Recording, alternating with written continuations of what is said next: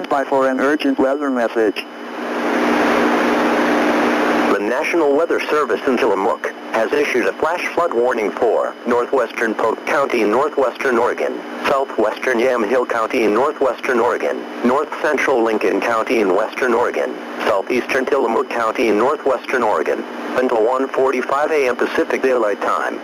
At 10:50 p.m. Pacific Daylight Time, emergency management reported thunderstorms producing heavy rain across the warned area.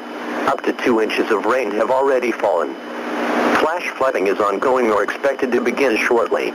Some locations that will experience flooding include Sheridan, Grand Ronde Indian Reservation, Buell, Rose Lodge, Grand Ronde, and Willamina.